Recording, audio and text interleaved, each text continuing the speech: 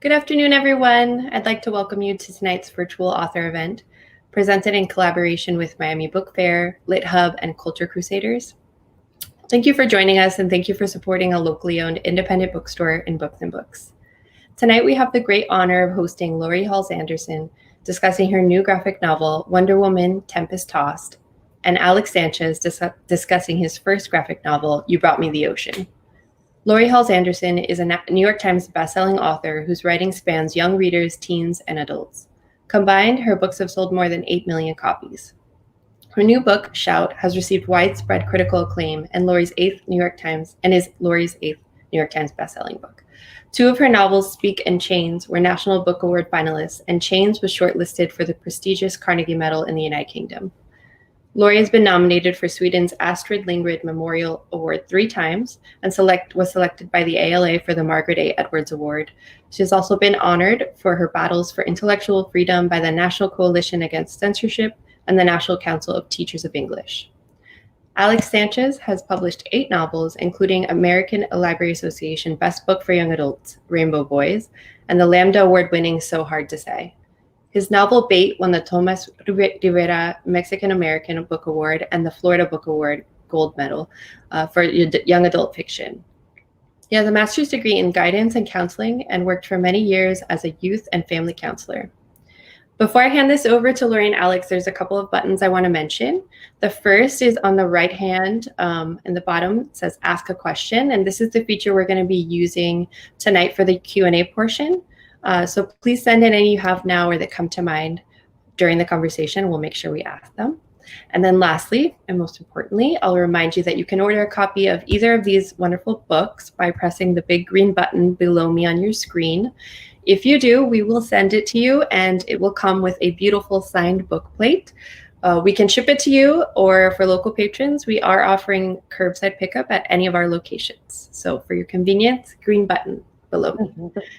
With that said, I'll hand this over to Laurie and Alex and see you in a little bit. Hello, everybody. There's Alex. Yay, we're here. Hey, everyone. Alex is up in Rochester, New York, and I'm in Philadelphia. And I didn't plan this carefully because the sun is going down. So if the sun might be moving across my face, but we're going to have so much fun here. Alex, do you have a copy of your book in front of you? I show do. Everybody. Ready? Look at it. You Brought Me the Ocean. And here is Wonder Woman, Tempest Tossed. What's super cool is that in the back of my book, there's a teaser for Alex's book. So if you get mine, and you can see how amazing it is. So we thought that we would talk to you guys a little bit about our process. Because this was Alex's first graphic novel, my second, and both of us, first time that we've worked with DC. So what was it like for you to have to figure out what it's supposed to look like and explain how your process with the panels and things like that? Well, there's so much to talk about that I think it might be best that we break this up into chunks. So okay. First of all, let me say that at the start, it was both exciting and scary. Yeah. Because I hadn't done a graphic novel before. So, when I first got the call from DC, I was like, now you all understand that I've never written a graphic novel before. And just to make sure, and they're like, yeah, but you know how to tell a story. And that's really what we're looking for. And we'll give you, the training to do to learn how to do the drawing. But I guess that's a really fundamental point that in essence it is storytelling. Is just one more way to tell a story. So for me to start with one of the chunks, one of the big differences was that it's such a collaborative process that usually when I write a standard text prose novel, I've written the whole thing and turned it into the editor, and then I get an editorial letter back with comments. And this was much more working hands-on with the editor, starting with a synopsis and then breaking it down into chunks. So we would work together on the first 25%, and then once that was done, then sent that off to the artist so that they could start their work, and then working on the next 25%. So it's much more collaborative. How about for you, Laurie? I loved it. And I really, you know, for me, and we all have to explain what our books are about too. The story behind my book is that I'm writing about Diana at age 16, which was so much fun. And when I had the experience of turning my novel Speak into the Speak graphic novel. So I had, you know, so I understood about having to, you know, when writers are doing the scripts, we actually make notes to the artists about what we want to see in each panel. And do we want to see a close-up, or should it be like a double, huge, important art spread at like critical moments in the story? So that didn't scare me so much. But I actually just had so much fun with it. This was, first of all, Wonder Woman's been my hero since I was 10, which is a very long time ago. And she has so much to do with me when I was like a young teen, trying to figure out like how I wanted to be a woman in the world. Because my version of being a woman was very different from the women in my family. So in Diana, I was able to see, you know, a lot of strength and power and intelligence that really spoke to me. But for me, I started the book on Themyscira, which allowed my artist, Leila del Duca, to just go wild with the beauty of this mystical island of the Amazons. And then I brought it into New York. And when I was working on the first draft, I never thought about how the artist's style might change between those two really important locations. I mean, and when I got to New York, I had like in the park and in the apartment building and in the United Nations. But Leila was so great at like bringing a different feel visually. I think that even though this is the second graphic novel, and I had such a great experience with Emily Carroll with the Speak graphic novel, in both books, what the artist brought to the table just blew me away. It was astounding. Who's the artist for your book? So the artist for You Brought Me the Ocean is Julie Moreau, who's best known for the graphic novel Blue is the Warmest Color, which was turned into a Cannes Grand Prize award-winning film. Wow. So a lot of people know the movie, and the graphic novel is just awesome. And their illustrations for You Brought Me the Ocean are just, and they're unlike your typical comic book illustrations, and they're really magical. They're just like works of art. Each drawing is just incredible. Were there any surprises for you about how different scenes were depicted or what characters looked like? Yeah, so, you know, going back to your question about, you know, the process of the graphic novel, and I guess, you know, I think everyone knows Wonder Woman. Right. Everyone may not know Aqualad, who's another DC character. And during that first call, that was another part of my, you know, nervousness and excitement, was that, you know, we have this character Aqualad, which I personally was not familiar with. But they said that, you know, like so many of these superheroes, they go through different versions, iterations. Right. And so in a previous version, Aqualad had identified as gay, but they hadn't delved so deeply into his story. Because in a comic book, you can only go so deep emotionally, as opposed, you know, a 30-page comic book as opposed to 180, a 200-page graphic novel, where you can really go into the emotional story, which they emphasized that's really what they wanted to focus on.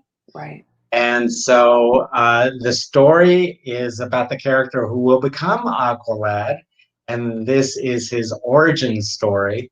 But it's a superhero origin story unlike any other you've ever read, because it's also a coming out story, and it's also a wonderful boy romance story. So all tied together into this, you know, superhero story. And your heart just fills up. So I know about the love, and we know about the coming out. Do you have any villains in your book? So, you know, one of the things that excited me when they, you know, proposed this idea to me about writing the story, and they were great about saying, now really make this story your own. If you want to have elements from previous versions of Aqualad, that's fine, but don't, you know, burden yourself with research. Really make this story your own. And so I thought, you know, what a wonderful opportunity, and like you said, so much fun to think back, you know, what would I have liked to see as a young person struggling with my sexuality, you know, that possibility, that potential in terms of a superhero. So yeah, so that was the fun of it, you know, bringing elements of my own growing up into the story. And I completely blanked on what was the question you asked. That's all right. You answered a lot. We'll come back to it. we all have, our brains have all been a little affected by stress. So everybody gets a pass for not remembering everything. One of the things that I wanted to bring up was, because you're right, everybody knows who Wonder Woman is. I was given free rein. They said, don't worry about continuity. You have to just, she has to be 16 and you have to start on Themyscira and somehow get her to the US. And so for me, you know, it's funny because when you write a book, you think you know what you're writing a book about, but then you look back on it, you're like, oh no, this is a whole deeper level than I thought. So Diana is the only teenager that has ever lived on Themyscira, right? Because all of the other Amazons, boom, were created by the goddesses at one moment, and they were all adults. So since Diana has been the only baby, she's the one, every time she goes through another growth spurt, all the Amazons are like, well, now what is she doing? And then she hits puberty. And I really pulled heavily from, like, when I went through puberty, I was like, what is going on, right? I came from, my mom was a little bit old fashioned, so I didn't know very much about what was going on. And so originally I wanted to play with, you know, how confusing it is and how I was so emotional when I was, you know, 14, 15 years old, and my emotions were very big and broad. And sometimes I felt really weak. And sometimes I felt like I could change the world tomorrow if they would just let me. Now I wrote this book in the early part of 2018. And I didn't go and see the Wonder Woman movie until everything was turned in, thank goodness. But now that the book has come out in this time when we are seeing our teenagers and our young adults again leading the country to do better, right? They're in the protests. They're defending, you know, everyone's right to be married, to be in love, in whatever identity they have, right? They're leading the calls for racial justice. They're leading the calls for climate change. And so now I'm actually seeing my own story a little bit differently, because I'm seeing Diana as having been raised in tremendous privilege. She's been raised on Themyscira in the privilege of not knowing that the world is an unfair place. In my book, when she finds out what homelessness is, she's stunned. She's stunned. When she gets catcalled the first time, she jacks the guys up on the side of the building. That was one of my favorite spreads. But I see now her story can be read as sort of that transformation that happens to, especially kids who come from some privilege and some safety, coming into the adult world. Their eyes are opening up and they're like, whoa, this really sucks. You guys, you adults, you've totally screwed it up. But that's good because we're here and we can fix this now. So I remember now the question that you asked me. Okay, good. I forgot. About the villains. The villains. The villains, yeah. Every good story has a villain. So if y'all hear us, so like I said, Aqualad isn't that well known, but almost everyone knows Aquaman, who's different from Aqualad. But Aquaman has this villain, Black Manta, who is also a villain for Aqualad. Mm-hmm. And so if you know the DC universe, you'll know the connection of Black Manta to Aqualad. But if you don't, I don't want to spoil it for you. You'll find out when you read the book. But one of the exciting things about writing this was that, you know, for queer people, we often identify with superheroes because, you know, like us oftentimes growing up, you know, we have the secret identity, right, you know, our true self, our true sexual self that we don't, you know, divulge to the world, we don't reveal to the world. Of course. And And like superheroes, then we also end up, living these double lives. Yeah. So young people, maybe that we're out at school but not at home, or out at church but not at school, or whatever it is, we end up living these double lives. So for me, part of what was exciting about writing this book was really pushing that metaphor, so that you have the coming out story at the same time where you have Jake Hyde, our protagonist, discovering his superpowers. So he's both coming to terms with his sexuality as he's coming to terms with his superpower. And then to push that metaphor further, then, the super villain that, so oftentimes as queer people we face growing up is homophobia or transphobia. Right. It's like this huge super villain that's, always out there, that we have to be on guard for and deal with. Yeah. Nice. Nice. I didn't want to have a superhero or supernatural villain in my book. I'm mostly known for writing about realistic things, the real kind of stuff that kids have to deal with day in and day out. And I wanted Diana to experience that too, which is why I brought her to New York City. And I saw an image in the newspaper months before I started working on this project, and it's one of, we all see things that sometimes, like, I don't want to unsee it because it changed me seeing this photograph, but it's with me. It's a part of me now. And it was a photograph taken in the Mediterranean Sea, where sadly a boat filled with refugees who were trying to escape war and devastation went down. And the people all died, and their life preservers were washed up onto the shore. And so this was some folks, I think they were in Greece, picking up the life preservers. And this one person picked up the life preserver the size that you would put on an infant. And that just broke me. It really, really did. So that's, and actually I pulled that into the story a little bit. But my villain is a developer in the United States. He's a real estate developer. And so not all real estate developers are villains, but this guy's really, really sleazy and corrupt. And he's got fingers into companies that traffic in human beings, child trafficking.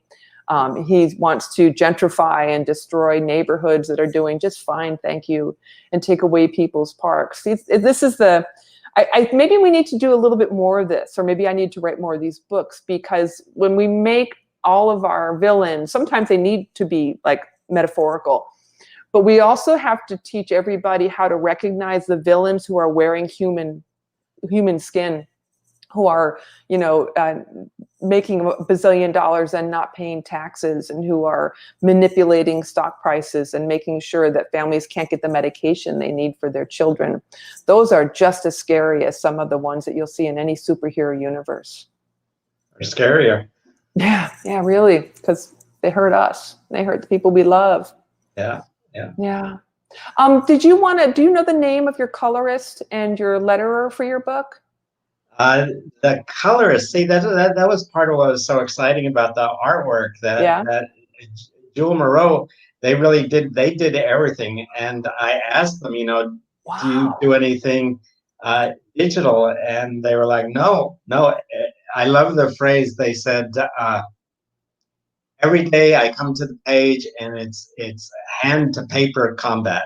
Wow. And it was just astounding that they were able to produce, so every page, like a comic book, it's an average of 4 to 6 panels, and that they cranked out 5 pages a week of 4 to 6 panels, the occasional spread or the 2-pager or splash, one page thing, but it was just, I don't know how they did it. That's impressive. That's really, so we had a whole team. We had Team Diana, all women who worked on this. Our colorist is this great woman, I think she's in Canada now, named Kelly Fitzgerald. And she's on both Leila del Duca, the artist, and Kelly and I were all over social media. And our letterer is Saida Temofonte, but she's smart. She's not on social media. So she probably has more time to work. But it was so cool to have, for me, since I had different people doing the things so I would get Leila's illustrations, and then once everything was approved, it would go to Kelly, who would then put the different colors and the palettes in, which boom, just made everything pop. And then Saida went in and did all the text work. So it was really fun. Really, really fun. What kind of feedback have you had? Your book's been out for a couple weeks now. Mine's been out for a month, so 5 weeks. So any surprises in the feedback? No, it's been a sort of continuation with my other books, where we talk in young adult circles with Rudine Sims Bishop, the mirrors and windows, and again that's what's happening with this book. Nice. In terms of queer young people who it's like that validation of seeing ourselves in print, and how empowering that is. And then for non-queer readers, this window into the life of what's it like for my LGBTQ friends growing up. Right. And so one comment one teen said was someone hears me. They read the book and they're like, someone hears. Oh man. So yeah. Doesn't get any better than that. But you get this stuff all the time. It never gets old. And I always remember that. It's first of all, it's so validating as a writer when somebody connects with your stuff. And for every person who comes and shares that with us, that's the first time that person has said that to us. So it's new for our relationship with that reader. So it's just such a joyful work that we do. I feel very, very fortunate. And now to be expanding, like the book I did before this one, Shout, that was a memoir in free verse. So that was something completely different. Then I did Wonder Woman Tempest Tossed. I'm doing another book with DC. For the first time, I'm editing an anthology called Wonder Women of History. Where's my Wonder Woman? There she is. This is actually what I look like on the inside, for the record. But Wonder Women of History is a collection of work by incredible artists and writers. All the writers have chosen a different woman, either in the world today or historically, who made a significant difference, who changed the world, changed the culture, changed the law. So I'm starting to see the scripts come in for that right now. I'm starting to see the art, and I'm sort of the midwife for this book. So I don't have to do anything too difficult except to cheer on from the sidelines. But that'll come out on December 1st. And it's a graphic novel style. So it's full art and it's beautiful. So what do you like most about working now with graphic books as opposed to standard prose text? They both have strengths. They have different strengths. With prose text, I like to play with language. So you can at least I have to be careful because I can go off on that a little bit more than most readers want to read. But with the graphic novel, anything that's visual, you're speaking a different language, right? You're trying to communicate the heart of the story in image. And I actually think that working on graphic novels is making me into a better writer, because it's teaching me how to structure my stories a little bit more tightly. Because each action has to lead to the next action. And sometimes if you write a scene properly, they don't have to say much, right? You let the actions carry the strength of the scene, and that, I think, pulls the reader in a little bit farther. So I really enjoy it. I enjoy doing both, but it's fun. It's so fun. When you're a writer, a lot of parts of being a writer really sucks because it's hard, and have health insurance and it's hard to break in. But it's one of those rare careers that you keep growing, you keep learning, and that keeps me engaged. I like that. What about you? Well, that's part of what I loved about doing this graphic novel, that it was so new and learning so much, and again, going back to that collaboration, it was just so energizing. So between the collaboration and just learning these new techniques and having that ability with a graphic novel to see what it's going to look like on the page, So, putting that hook in that, last panel, but that bottom right panel, to move the page That's forward. right. To be able to see that. Love it. Love that. So yeah, that was so exciting for me. And so I'm working on a memoir now of my immigrant experience, coming to the U.S. and growing up an immigrant. And I've been so enthused by this that I'm doing illustrations for it. Are you and really? I haven't written since, I haven't drawn since I was a boy. Wow. And I'm looking back and it's like, why did I stop drawing? Yeah. Because I just love it so much. Yeah. And so my writing group that I belong to, where, we share each other's writings, now I'm sharing my drawings with them. Oh, Alex, I am so happy for you. That's fabulous. Well, thank you, Laurie. And yeah, just what I've learned, in this process with You Brought Me the Ocean, of how much can be conveyed. The old adage about a picture is worth 1,000 words. Just how much can be communicated in an image. That is the truth. That is the truth. So is the memoir the next project that you have? It's what I'm working on now. Yeah. Yeah. I'm actually doing graphic novel adaptations for my historical fiction. Oh, cool. Yeah. So, and then I've got other stuff, but the other stuff is so raw in my brain, it's just I don't dare talk about it because I'm superstitious that way. I think are we ready to go to questions? Sure, absolutely. Are you ready to go to questions? Y'all have some questions?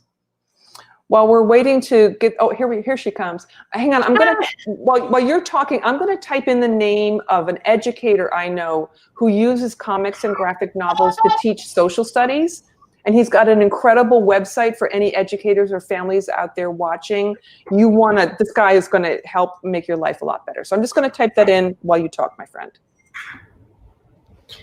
Okay, let's see, where should I start? I think I'll start here. Did you feel any kind of anxiety about offering fresh perspectives for these iconic characters with such long-standing histories? You guys kind of talked about that. But. Yeah, so for me, what I did is I couldn't help myself from doing some research. And so what I did is I did choose elements from previous Aqualad versions, the elements that I thought resonated most for me. But again, DC was just so encouraging of, really make the story your own, and working so closely with the editor and so her name's Sarah Miller, just wonderful, and trusting her judgment that if I started getting off on the wrong track in terms of the character, that she would let me know. But she was so creative, and she, has worked on so many comics and graphic novels that, I just trusted her that if it worked for her, that it would work for other readers. How about you, Laurie? Yeah, I was. You have to be careful because you can get terrified, right? Wonder Woman's been around for 80 years. She's the same age as my Aunt Norma. And there's been different iterations, and the different iterations, of course, always reflect the culture and the time period in which they're written. And I knew that I was following in the footsteps of giants who had created this seminal character that clearly changed my life. She also was really important to Gloria Steinem growing up. I think Wonder Woman has graced more covers of Ms. Magazine than any other person alive or imaginary. So I was not scared, but I was trying to be reverent. At the same time, wanting to put my own spin on things. And so there's some Easter eggs in there. Instead of having, I didn't want to have a romantic story that to me, Diana is like learning to figure out who she is. You don't always have to have a romantic interest. So instead of having Steve, Trevor, or whatever version of him, I had Steve and Trevor. These are two men who are husbands to each other, and they are important mentors for her. There's an older woman in the book who's a grandmotherly kind of figure. Diana lives with her, and she's a Polish immigrant, and her name is the Polish equivalent of Etta Candy. So little things like that. I tried to make a nod to everybody who came before me. And also, you know, again, with the help of editors, sensitivity readers, you know, great artists, try to contribute to the next version. The next question I have for you is, can you both talk about the ways that you address safety versus danger and empowerment for teen readers in 2020? That's a big one. That is a really big one. Safety versus danger. Well, you know, I talked earlier about how Diana, coming from such a sheltered environment, like paradise, literally, she grew up in paradise. Nothing's wrong in paradise. Coming to the real world, especially the real world that's got scary people in it and people who can hurt, who want to hurt vulnerable folks. That is a journey that I know a lot of my readers are taking. And in my experience as, you know, YA author's been around for a while, I know that we don't do our kids any favors when we don't talk to them about these things, when we don't show them stories where these things can happen. This is why literature is so important in the lives of every family and of every kid, because you want your kids, you want yourself as a child, as a teen, to learn about what's real, what's out there, where the monsters are hiding. You want to learn about that in a book, if at all possible, before it confronts you, before it gets in your face. And if you are somebody who's been harmed by the monsters of the world, hopefully you'll find stories that will help you make sense of what happened, kind of help you work on your trauma and do some healing and some growing from that. When people talk to me about censorship a lot, I often say that censorship has nothing to do with keeping children safe, although that's how it's often presented.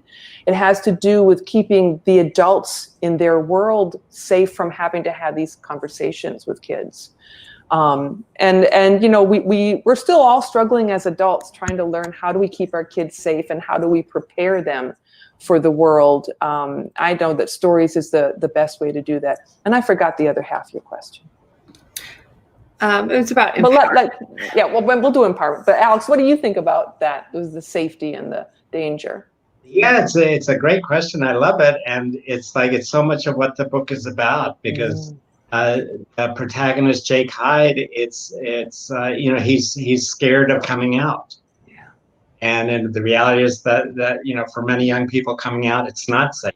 Right. And so a lot of the book is, okay, so if it's not safe, how to work through that.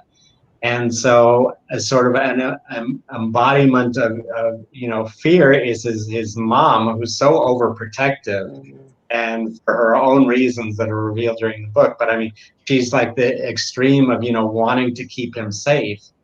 And his struggle is, well, I just, you know, I can't keep hiding myself all my life. And so then the other character, Kenny, the boy who Jake crushes on, he's totally out and open and risk-taking and the rebel, and, you know, just says, I don't care, if it's dangerous, I gotta be me. Yeah. And so during the course of the story, you know, what you said about mentors, and that there are these mentors in the story. There's a school teacher, and then his best friend's dad. And so how young people can, you know, navigate through that issue of safety and danger through community. You know, reaching out to other people, whether they're peers, like in this case, Kenny, or whether they're adults, you know, safe adults, you know, trusted adults. Maybe they're parents, maybe they're not parents, but that they exist out there. So I'll go ahead and answer the empowerment and then turn it over to you. Okay, that's fair. Go ahead. So what ends up happening is, you know, that again, the metaphor, you know, pushing that metaphor in this book, that, you know, we discover our superpowers when we can truly be who we are. And in this case, you know, so much of that for Jake is, you know, being true to his sexual identity, right, his sexual orientation, that innermost self. And so, you know, what I hope, you know, readers take away from the book is that message: be true to who you are. There's never been anyone else like you in the universe ever, and there never will be again. You know, that's your unique voice. And when you claim that, when you can claim that voice, That's your superpower. So in that sense, the book is all about empowerment and navigating safety and danger. Oh, I love that, Alex. Nailed it. Oh, that's a good one. Oh, I'm glad we're recording this, because you're going to want to like make posters and T-shirts. That would be a great writing prompt too. Thank you. For me, I wanted to show, when it comes to empowerment, that it's messy, like most parts of human growth. You don't like wake up one day and go, oh, I'm really powerful now. You're all, like, speaking for myself and my friends and family, like, we're scared most of the time. And, you know, Daddy used to say, being brave is not about the absence of fear. Being brave is doing hard things despite and with the fear. And you learn how to do that a little bit at a time, and especially when you identify like what you care about. I never ask teenagers, what are you going to be when you grow up? I ask them, what problems do you want to solve? Because when you figure out what problems like really make you frustrated or upset or gotta go fix this, then you know that that's your heart sending you a message saying, this is where we need to dive into. And so the empowerment of Diana is very much a 16-year-old. So she's got not great ideas sometimes. She kind of acts without thinking, and then there's consequences. But as she's going through all these different adventures and, you know, running up against hard things, that makes her stronger. And by the end of the book, you know, you see her finally kind of, you know, she becomes Wonder Woman instead of just being Diana. And we all have, like Alex said, we all have that superhero inside of us. But it's never easy. It's always messy and slow. Yeah. Okay, got another one here that is, will this pandemic change the way you write or your perspective in future writings or the way you speak to young adults, especially in light of the paradigm of power that have influenced much of how we have dealt with it? Oh yeah, absolutely. I've never shied away from political conversations, but I'm really grateful that in all the darkness and the suffering, sadly, of so many families, that we are in a place where we're seeing power dynamics at work. One of the worst things that has happened in education in the last 20 years is that schools have had to, or they think they've had to, the administration tells them they have to cut back on the teaching of social studies, government, civics, politics, so to create more time for the tests. I'm trying really hard not to curse here. I'm really trying hard because I want to. And so we have the fact that we're in such a tumultuous time right now, really good things can come out of that. And so for me, I'm going to be speaking up even louder and longer, especially in my work, about what inequity looks like. And about if you were born in privilege, if you've kind of like Diana, had kind of a Themyscira-esque upbringing and life has been good and comfortable, don't feel bad about that. That's awesome. I'm really happy for the people who had those experiences, but use that. You have power if that was how you were raised. And you can use that kind of power to make the world more equitable for everybody, for all of our brothers and sisters and siblings in this country. We're really good about saying things about democracy. We suck at actually enacting them. I think the time has come to change that. Yeah, for me, I suppose it'll change how I write, but I don't know. At this point, I feel like I'm so in the midst of it, in the thick of it, that I don't know.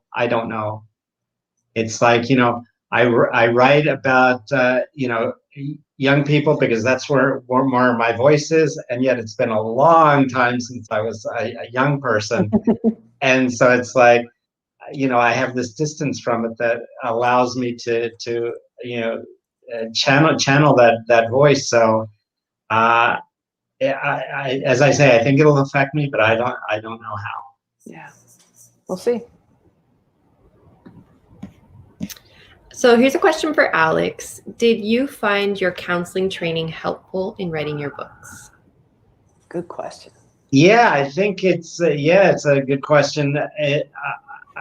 I think, having been a counselor and having been through counseling, it's like it helped me to have more empathy and understanding, compassion of other people and of myself, and so to understand characters, see into their hearts better.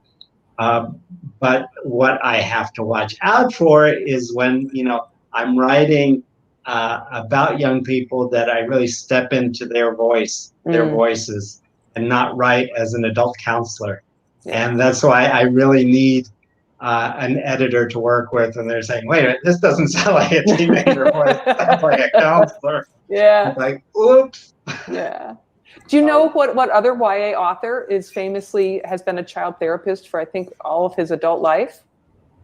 Chris Crutcher. Yeah. Chris Crutcher. You guys are good. Very good at what you do. Oh, thank you. So is there an author or book that you guys could point to as being most formative for you as a writer and a creator? Yeah, actually. Because I read this just as I was beginning to try my hand at writing novels. It was The Watsons Go to Birmingham, 1963, by Christopher Paul Crutcher. Not Crutcher, Christopher Paul Curtis. So many Chris's. And such a powerful, powerful book. It is set in 1963 in Birmingham, Alabama, where those 4 little girls were murdered in the church. But it starts out so funny, right? It's like I had no idea. I didn't know what the book was. It came out. People said, oh, you should read this. I sat down in the library and read the whole thing in the library. And it was so funny in the beginning, which just made me fall in love with the characters. And then by the time you get to like the really sorrowful, powerful scenes at the end, I was sobbing. And so it really taught me a lot about, first of all, how you can use humor even in books that are quite serious. And, our kids always use humor too, even in times like this. Kids and teenagers are wicked funny, and they're always using humor as a defense mechanism. So I've tried to put those in all of my books. And I've learned a lot from him. For me, I can't point to one author. It's like, I just have loved so many authors. So in terms of, queer authors, Edmund White, and he wrote a book called The Boy's Own Story. And he just showed such courage in things that he wrote about there, just so openly, that really empowered me to write about, issues around sexuality more openly and honestly. Willa Cather and her imagery, I love. Of the real classics, Tolstoy. I love Tolstoy, again, his characters and imagery. But it's like there's so many. I walk into libraries or bookstores and I just feel so small in comparison to all these books and authors, great books. Yeah. So I have a question for you, Laurie. You wrote Fever 1793 and did all of the research for that novel. What comparisons do you see between that time and this time? It's really interesting because I was supposed to go to India in February for 3 weeks. And because I know more than is probably healthy for a non-medical person to know about epidemics because of the research on that book, I canceled the trip as soon as I started to read about Wuhan. Because we didn't know at that point, that back in January, where was it going to land next? And I know how quickly things can fall apart. What drew me to that story in Fever 1793 is it's set in Philadelphia during the real yellow fever epidemic that hit that year, that summer. This was when Philly was the capital of the United States. Washington was president. Hamilton and Jefferson were in town. And it was such a scary, it reminded me so much in the early days of COVID, because they didn't know what was causing yellow fever, and they didn't know how to treat it. And we're still learning about COVID every single day. And just like in that epidemic in 1793, those really hard, terrifying situations brought out the best in some people, and it brought out the worst in others. You know, in normal times, as things are going well, people get to kind of make a face that is presentable to society. But when times get tough, that's when you find out what people are really made of. And I see that happening now with COVID. And I think also there's a similar thing happening where kids are having to learn hard things about life. Now, back in the late 1700s in the United States, they didn't really have this notion of adolescence that we have in the modern Western world today. I think our kids are protected in some places a little bit longer from realities. But the truth is that the kids can handle it. They're smart and they want to know what's going on and they want to know how to help. I loved seeing the Sesame Street Muppets and CNN, and they've done some great things where they're talking to families about how do you talk to your I've got a 4-year-old grandson, and he knows all about the stinky germs, he calls them. And we all have to wear our masks to make the stinky germs go away. And so it's hard times. You don't want anybody to have to go through times like that. But let's be really aware of the good that can come out of it. Communities and families coming together, bonding together to make sure everyone's going to be okay. That's a good thing. Okay, I've got 2 more questions that I think are fun ones. Okay. So the first is, how are you reading lately? And what is your favorite book you've read so far in 2020? That's from me. Oh, I think it is Tiffany D. Jackson's Grown. That comes out in September. I think they moved it up to September. Yeah. You go on my Instagram and you'll see it. It's astounding. It's a Me Too story with intersectionality. Too often we only talk about sexual violence like it only happens to white girls and white women, and that is not the case. And so she takes on all kinds of things in this book, and she's such a master. She's such a good writer, and she's so good at writing tension. So that's that. Oh, and my other favorite book for this year is already out. It's called Prairie Lotus, and it was written by Linda Sue Park, and it's Linda's take on the Dakota Territories that Laura Ingalls Wilder wrote about in a very racist and damaging way. But it's an important pioneer time and space. And Linda Sue, as a Korean American kid, wanted to see somebody who looked like her in that time and place. And she's created it. And it's her masterpiece. It's an extraordinary piece of writing and storytelling. And it's hard and it's joyful. And I encourage everybody to get a copy. For me, since I started working on You Brought Me the Ocean, it's like, in order to learn more about graphic novels, I just started reading so many of them. So I continue to just love them. And one that I loved was Mariko Tamaki's Laura Dean Keeps Breaking Up With Me. Yeah. It's just hilarious and painful and just wonderful. Yeah, nice. That's a great book. All right, guys. So here's my last question for you. If you could have a superpower, what would it be and why? And also, what would your superhero name be? This is a real question. God. I would change the Supreme Court ruling that allowed basically all kinds of lobbying money to come into the United States. I would outlaw lobbying, and I would make politicians responsible to and responsive to the people who actually elected them to office. And my superhero name would be Nana Justice. That's great. That's awesome. What about you, Alex? Well, I used to say my superpowers was writing, because that's really where I channel, who I am to the world. That's how I connect to the world. But now it's drawing. So, and yeah. I feel like that superpower really is developing. So to be able to be a super drawer, so for now that would be my name. And everyone would be like, what? Nice. Okay. Sounds great. Thank you guys so much for joining us. And thank you to everyone who tuned in from all over the planet, really. Mm-hmm. We have a lot of virtual events coming up this month, so follow us on social media, sign up for our email blast so you don't miss out. Again, green button below us on the screen. You can order either of these books, Wonder Woman Tempest Tossed or You Brought Me the Ocean from Books and Books, and you will get a signed book plate in the mail.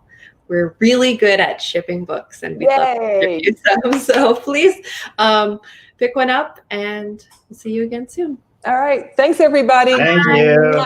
Thanks, Alex. Thank you, Laurie. All right.